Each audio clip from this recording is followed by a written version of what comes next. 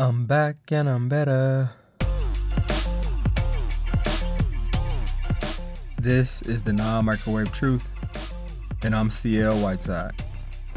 I'm glad that you are here with me in this moment. It's a blessing. Another episode, baby. Number 5. You can't have your cake and eat it too, though. I hate that phrase. I do. It's like, why would you have cake and not be able to eat it, and instead just look at it like it's cake? It's supposed to be devoured. It's supposed to be in your tummy. It's not to smell. It's not to look at. That phrase should be replaced with this: you can't roll around in the mud and play and stay clean too. That's what the phrase should be. Because you might want to have fun in the mud and get all dirty, but I guarantee you're not going to be clean. You can use that phrase. Just make sure you give me credit. Because I know what most people are trying to get at. They're trying to say that you can't do opposite ends of the spectrum things and get the same results. And nothing is better than you can't roll around in the mud and play and stay clean too. But enough with that. Let's get into our first world problem today. And if this is your first time joining us, a first world problem is something that's not really a problem. It's just something to discuss, something that's a little bit outside of the box, something that I love to get feedback from and hear from you. And I appreciate the feedback that I have been given. Y'all been making me think. Our first world problem today is this: what type of mark did God put on Cain's body? And just to give you a quick rundown, this is at the beginning times of the world being created. Adam and Eve had 2 sons, Cain and Abel. Cain got jealous of Abel, decided to kill him. So God put a mark on him so that if anyone tried to kill him, the vengeance and the suffering would be 7 times over that person who killed him. But what was that mark? And where did he put it? My guess is that it was somewhere on his face. It had to be like some face tattoo or some huge birthmark. But where do you think it was at on his body? Do you think it was his chest? Do you think it was his hands? Do you think it was something like a birthmark? Do you think it was something like a tattoo? Was Cain the first tatted person in the world? Let me know what you think. Remember, my handle is ChampionLife23. You can let me know on Instagram or Twitter. What do you think the mark was that was put on Cain, and where do you think it was? And a side note, tattoo advice. The reason I'm thinking about tattoo advice is because of Cain, and it's on my mind. And I got a few tattoos. Something I think people should do before they get their tattoo is write it down, make sure you get it drawn out, and then show people. Show as many people as you can. Because it's nothing like getting a tattoo and then people are like, what does that say? I can't read that. Or man, that picture looks really blurry. Or you know how little kids draw and you're like, oh, that's a nice cat. And they're like, it's not a cat, it's a cow. So yeah, I would just encourage you before you get tatted to show people, especially your close friends, and get that feedback before you get something that's permanent on your body. So a little tattoo advice. Our first world problem again was, where was Cain's mark? And what do you think Cain's mark was? I kind of think he was like the first tatted person in the world. I'm thinking like the Mike Tyson face tattoo. And this is our first world problem.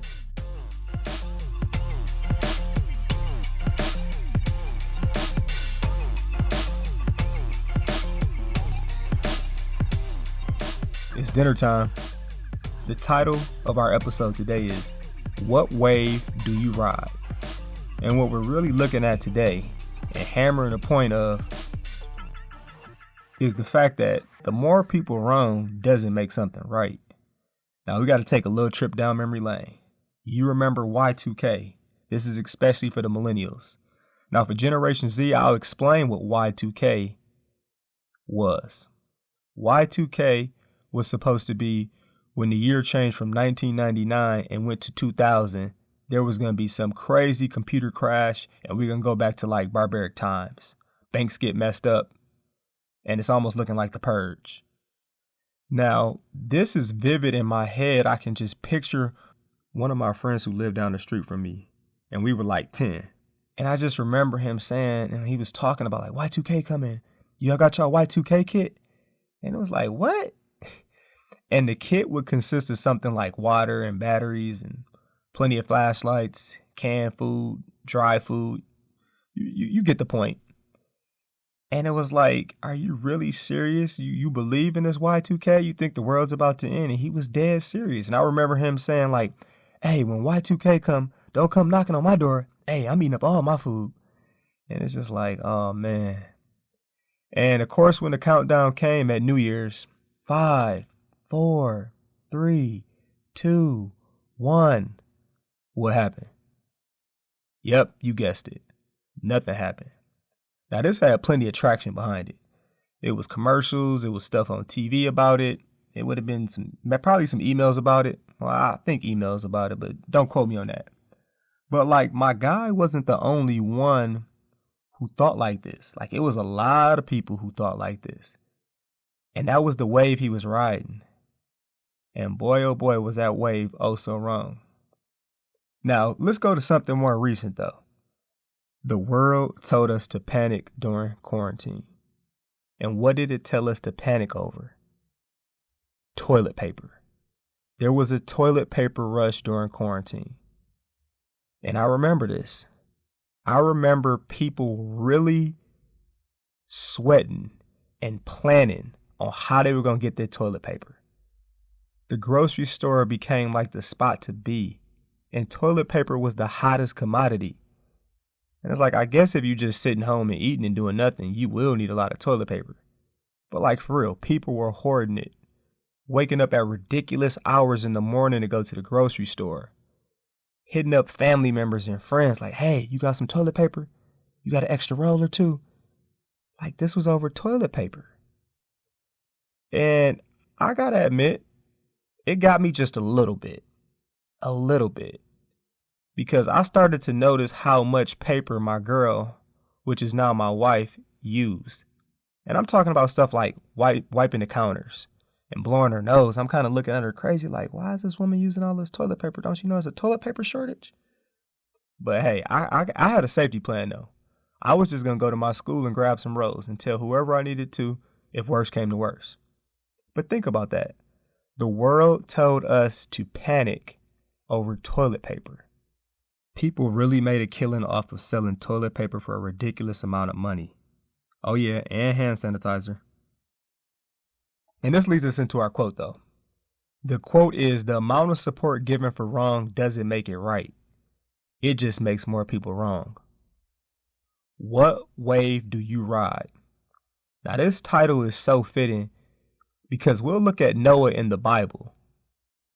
Get it? Wave, Noah, flood. The ark, water equals waves. Let me give you a quick breakdown of Noah. Now, I told you about my friend from down the street who was warning me about Y2K. Well, Noah is that friend. But the disaster he was facing and worried about was not computers crashing or a shortage of toilet paper. What was about to happen was a flood. And also what's different than my friend from down the street is Noah was going against the wave. And was one of only 8 people in the entire world to believe that a flood was coming. 1 of 8 people. That's it. And to make this even more like dumbfounding is when I Googled to see how many people were on the earth during the time of Noah, I got anything from 1 million to 750 million. I saw something that even said 10 trillion. Like, bottom line is, it was less than 1%. Way less than 1%. Less than 0.1%. It was 8 people out of the entire world. And well, what was everyone else doing though? Everyone else was just wicked, man. Like, it was nonstop violence. Everything dealt with evil and wickedness. Everyone was corrupt and everybody was out for their own. Like, if you had to throw hands, you would literally fight for everything you wanted. People were living, they were partying, they were drinking, getting married. But it was all corrupt. Now, Noah was riding the wave of God. And he was riding the wave of God when millions of other people were riding the exact opposite wave. Like, think about that. Everyone outside of your immediate family is doing wrong, is doing evil, It's corrupt. It's violent. It's crazy. Noah's assignment was to build an ark and gather 2 of every kind of animal and follow the directions to the T. Now, I know us and I know myself personally, we like to kind of follow God's directions. But he stuck to it. God said 2 of all living creatures, every kind of food. Noah did it. Now, this is not in the Bible, and this is just me thinking, though. Corrupt and evil people probably had a field day with Noah, just ribbing and joking all the time. And let's say it took Noah 50 years for him to build this ark. Nothing was easy about this. Noah had to face the non-microwave truth every day. And he couldn't microwave this and hop on a cruise ship.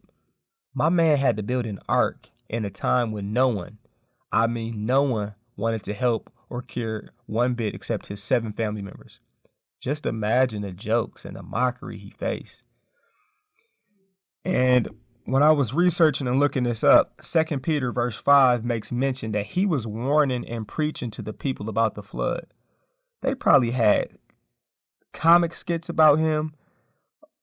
He would have been a meme in today's world. He would have been the crazy Noah all over social media. I can hear it now. Are you talking about Noah? Oh, the crazy one who's been building that ark for 50 years? Oh yeah, he's crazy. He's got a screw loose. He said some flood is coming. We have never seen water out the sky. Yeah, dude's been drinking too much. And what wave did these people of Noah's time ride? It says, for as in those days before the flood, they were eating and drinking, marrying and giving in marriage, until the day when Noah entered the ark. And they were unaware until the flood came and swept them all away. Millions of people died and destroyed. Now, there's some big takeaways and big things to learn from Noah. The first one is, how do you know what wave you should ride? Like, how do you know? And Noah's relationship with God was on point. Now, all of us do this. And I have seen people who really build and get in their head. And I guess all of us feel this at times, that the whole world is against me. In Noah's case, it literally was. But since his relationship with God was so deep and so in tune, he knew what wave he should ride. He was able to see the small victories that gave big implications. And I just got a few examples for you to think about. The fact that the measurements God gave him were on point, like they were on point, and built a whole ark, an ark that was like a football field and a half big. Another fact is that Noah got all the birds. Like, I dare you to go try and catch an eagle or a hawk. This wasn't like Pokemon, where Noah was running around catching all these animals. Animals came to him. So despite him being called Dr. Dolittle, he had to know and trust God, because this is often, I think, an overlooked sign. The animals came to him. Like, what signs are you overlooking because you're trying to keep up with the world? The second thing is, Noah did everything God commanded. Like, it was no half-stepping or cheating or trying to microwave the process. And I had to think about this. Like, God said, coat it with this. And how many of us would have tried to coat it with something else? I'm talking about the wood for the ark. Or how many of us would not have coated the inside and the outside like God said? Noah followed everything to the T. The third thing that we definitely can learn from Noah is, no matter how right you are, sometimes people rather keep living and being wrong. Because wrong has more followers, it has more likes, and a lot of times wrong looks a lot cooler. This made me think about a conversation I was having with someone this summer, and he was just sharing how he overcame certain things in his life and how he was able to turn the page. And he looked me dead in my eyes and he told me, he said, when I was doing wrong, I had a lot more friends than when I started doing right. And that's scary, because all of us as a people are terrified on missing out. We're terrified on missing out on experiences. Like, I know the phrase is you learn from your mistakes, but a wise man or woman learns from the mistakes of someone else's.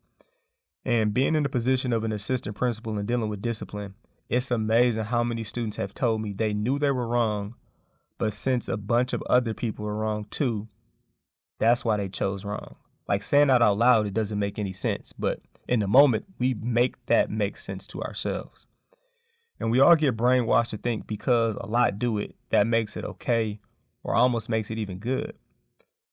And I don't care if you're 15 or you're 50 years old. Peer pressure is real. And peer pressure highlights wrong. And it tries to normalize and make things be so united that people just think because it's normal, it's okay, or that it's acceptable. Wrong is usually easier than right. Wrong is like a microwave, and a bunch of things can be heated in it. Right is the non-microwave truth. And in Noah's case, it was a long, hard building process, but remarkable. And it was an ever-changing event. Like, think about that. All of us came from Noah. What's wrong or right in today's world has so many multiple choice answers too. Well, if you're not hurting anyone, it's okay.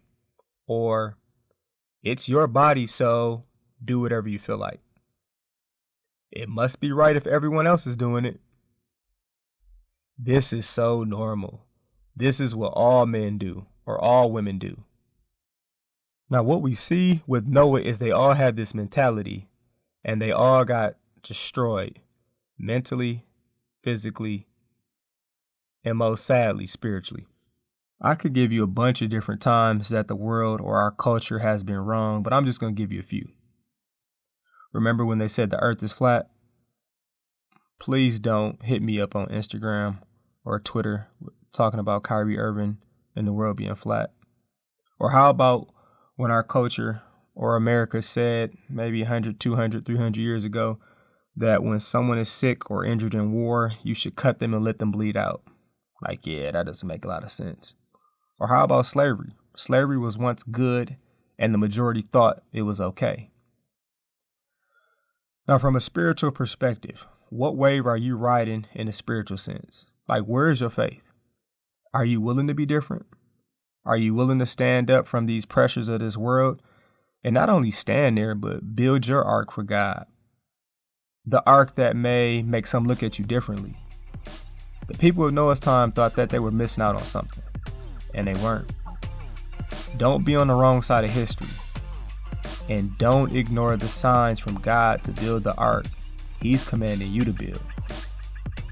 And if you don't leave here with anything today, my whole point is this. You can't use the world to determine what's right and wrong. You got to use God's word, the Bible. It won't send you off and having you ride the wrong way and ultimately destroying yourself. God's word, the Bible, the Holy Spirit, that's what will show you the wave. And it's going to show you a wave that's so beautiful that it will give you life. It will give you hope.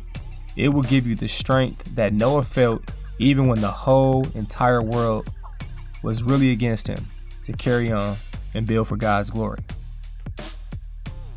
This is the Non-Microwave Truth, a Time of Grace production. And definitely hit me up, Champion Life 23, Instagram or Twitter. Peace punch, Captain Crunch. Say no to drugs and yes to Jesus. I am out.